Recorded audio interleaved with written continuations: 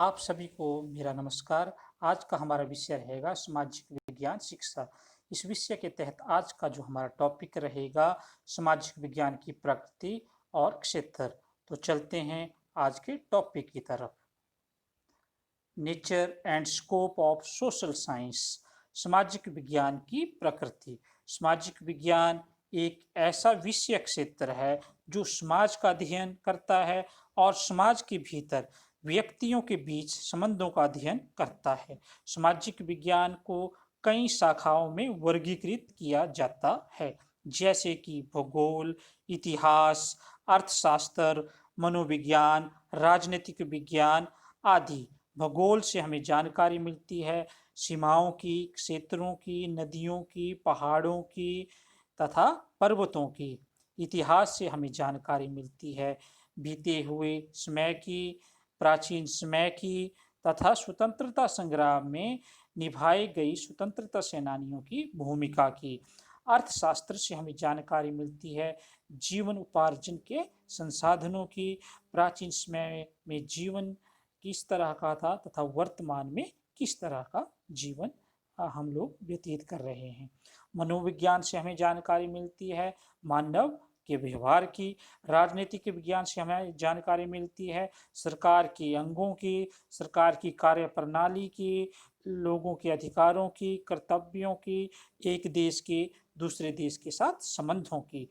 सामाजिक विज्ञान की प्रकृति विज्ञानमयी होती है क्योंकि इसकी विषय वस्तु का आधार अनुसंधान व जांच पड़ताल का निष्कर्ष होता है। सामाजिक विज्ञान का शिक्षण हमें अतीत से सीखने, वर्तमान में जीने और भविष्य को सुखमय बनाने संबंधी योजनाएं बनाने में हमारी सहायता करता है। अब चलते हैं सामाजिक विज्ञान के क्षेत्र की तरफ। Scope of social science. सामाजिक विज्ञान का आरंभ 18वीं सदी से माना जाता है। अमेरिका से सामाजिक विज्ञान का आरंभ हुआ था। तो सामाजिक विज्ञान का जो क्षेत्र है काफी विस्तृत क्षेत्र है। इस क्षेत्र के अंतर्गत हमारा आज का पहला पॉइंट रहेगा कारण प्रभाव संबंधों का अध्ययन, अ study of cows and effect relationship. सामाजिक विज्ञान की दृष्टि से वर्तमान जीवन की प्रत्येक घटना अतीत में घट चुकी घटनाओं का परिणाम होती है। आज की हमारी सामाजिक, राजनीतिक, आर्थिक, सांस्कृतिक, धार्मिक व भौगोलिक परिस्थितियां किसी न किसी रूप में अतीत की घटनाओं से प्रभावित अवश्य हैं। इसी तरह वर्तमान में घटित होने वाली घटनाएं भविष्य की परिस्थितियों को भी अवश्य प्रभावित करेंगी। हमारा दूसरा पॉइंट रहेगा मानव संबंधों का अध्ययन, अ स्टडी ऑफ ह्यूमन रिलेशनशिप। सामाजिक विज्ञान के क्षेत्र के अंतर्गत मानव संबंधों का अध्ययन भी शामिल है। इसमें एक मानव का दूसरे के साथ संबंध, एक देश का दूसरे देश के साथ संबंध, मानव समूहों के साथ संबंध का अध्ययन भी शामिल है। हमारा तीसरा पॉइंट रहेगा समाज का अध्ययन, स्टडी ऑफ सोसाइटी। सामाजिक विज्ञान के अंतर्गत समाज का अध्ययन भी किया जाता है। प्राचीन समाज में किस तरह के रीति रिवाज, संस्कृति, कल्चर था और वर्तमान समाज में किस तरह के बदलाव उसमें आए हैं। हमारा अगला पॉइंट रहेगा भौतिक वातावरण का अध्ययन, स्टडी ऑफ फिजिकल इन्वायरमेंट। भौतिक वातावरण का अध्ययन भी सामाजिक विज्ञान के क्षेत्र में शामिल है।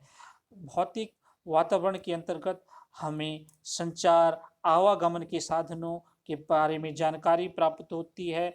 इन साधनों के माध्यम से देश विदेश में घटित होने वाली जो घटनाएं हैं उनकी जानकारी हमें घरों में भी प्राप्त हो जाती है, टीवी या अन्य माध्यम से। हमारा अगला पॉइंट रहेगा छात्रों में समुचित आदतों, अभिवृत्तियों, रुचियों तथा क्षमताओं का विकास भी सामाजिक विज्ञान के क्षेत्र में शामिल है। एक अध्यापक का ये दायित्व बनता है कि वो बच्चों में अच्छे गुणों का विकास करे, बच्चों में अच्छे गुणों का विकास करे तथा देश के विकास में बच्चे अपना योगदान दें। सामाजिक विज्ञान के अंतर्गत अध्यापक द्वारा ऐतिहासिक कहानियाँ, स्वतंत्रता सेनानियों की कहानियाँ बच्चों को सुनाई जाती है, जिससे बच्चों में राष्ट्रवाद की भावना का निर्माण होता है तथा एक सकारात्मक सोच उनकी बनती है तथा उनमें उनकी रुचियों का भी हमें पता चलता है और बच्चों में क्षमताओं का निर्माण भी होता है। हमारा अगला पॉइंट रहेगा नई नई घटनाओं का अध्ययन, स्टडी ऑफ करंट इवेंट। सामाजिक विज्ञान के अंतर्गत नई नई घटनाओं का अध्ययन भी शामिल है, क्योंकि हमारा समाज परिवर्तनशील समाज है, समाज में परिवर्तन होते रहते हैं। अगर वर्तमान की बात करें तो हाँ, वर्तमान में ग्लोबलाइजेशन का दौर है, मगर हमारा समाज, विश्व के देश कोरोना जैसी बीमारी से जूझ रहे हैं।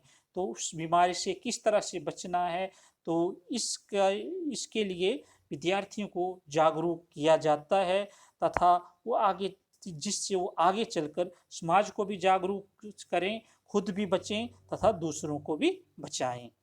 ये भी सामाजिक विज्ञान के क्षेत्र के अंतर्गत आता है। अंतर्राष्ट्रीय विषयों का अध्ययन, स्टडी ऑफ इंटरनेशनल अफेयर। अंतर्राष्ट्रीय विषयों का अध्ययन भी सामाजिक विज्ञान के क्षेत्र में शामिल है। राजनीतिक विज्ञान के अंतर्गत देश विदेश के विवादों की जानकारी हमें प्राप्त होती है। वर्तमान समय की अगर बात की जाए तो पाकिस्तान की गलत हरकतों के कारण भारत के पाकिस्तान के साथ अच्छे संबंध नहीं हैं। दूसरी तरफ चीन के द्वारा जो सीमा रेखा पर घुसपैठ की गई, उसके कारण भारत के चीन के साथ भी अच्छे संबंध नहीं है, जबकि भारत शांति चाहता है। हमारा अगला पॉइंट रहेगा तात्कालिक विषयों का अध्ययन, स्टडी ऑफ करंट अफेयर। सामाजिक विज्ञान के अंतर्गत तात्कालिक विषयों का अध्ययन भी शामिल है। हम देखते हैं समाज में निरंतर परिवर्तन होते जा रहे हैं। जात पात धर्म के आधार पर भेदभाव में काफी कमी आई है। अगर प्राचीन समय की बात की जाए तो जाति के आधार पर या धर्म के आधार पर लोगों से भेदभाव किया जाता था। हमारा अगला पॉइंट रहेगा अतीत एवं वर्तमान का सहसंबंधित अध्ययन। सामाजिक विज्ञान की समझ अतीत एवं वर्तमान के सहसंबंध को भी स्थापित करने में महत्वपूर्ण भूमिका निभाती है। वर्तमान को समझने के लिए अतीत को समझना भी बहुत जरूरी है, क्योंकि वर्तमान का उद्गम अतीत से ही हुआ है। इसलिए सामाजिक विज्ञान के अंतर्गत यह व्यवस्था करना आवश्यक है कि बालकों में अतीत का ज्ञान व उसकी उपयोगिता को वो समझ सकें। बालकों के लिए यह जानना भी जरूरी है कि अतीत ने वर्तमान को किस प्रकार प्रभावित किया है।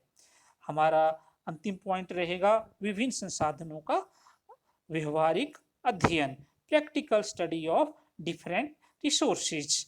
तो व्यवहारिक अध्ययन सामाजिक विज्ञान में किया जाता है। उदाहरण के लिए इतिहास का अगर अध्ययन करना है, इतिहास में हमें प्राचीन इमारतों स्मारकों का अध्ययन करना है, तो विद्यार्थियों को भ्रमण पर ले जाया जाए और उन प्राचीन इमारतों को विद्यार्थियों को दिखाया जाए, जिससे वो विद्यार्थी उन इमारतों को देखेंगे और समझेंगे कि किस तरह की पहले प्राचीन जो कला थी किस तरह से थी और वर्तमान में क्या क्या चेंजेस आए हैं, और बच्चों में इससे व्यवहारिक अध्ययन में होता है। तो इस तरह जो सामाजिक विज्ञान का क्षेत्र है काफी विस्तृत है। अब हम चलते हैं निष्कर्ष की तरफ।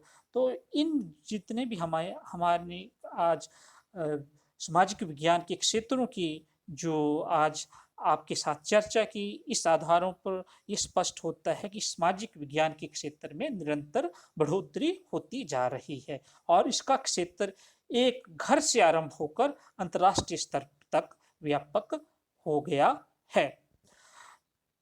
प्रसिद्ध विद्वान चार्ल्स डार्विन ने के अनुसार मनुष्य अपने अस्तित्व के लिए जीवन भर निरंतर संघर्ष करता है और सामाजिक विज्ञान बालकों को इसी संघर्ष के लिए तैयार करता है। अर्थात बालकों में जो सामाजिक गुण हैं वो सामाजिक विज्ञान के माध्यम से उनमें उन गुणों का विकास किया जाता है। बालकों को इस तरह से उनका निर्माण किया जाता है ताकि वो आगे जाकर समाज में सही ढंग से रह सकें तथा देश के विकास में अपना योगदान दे सकें। तो इस तरह से आज का ये हमारा विषय था, सामाजिक विज्ञान का की प्रकृति व क्षेत्र। यहीं समाप्त होता है। आप सबका धन्यवाद। Thank you.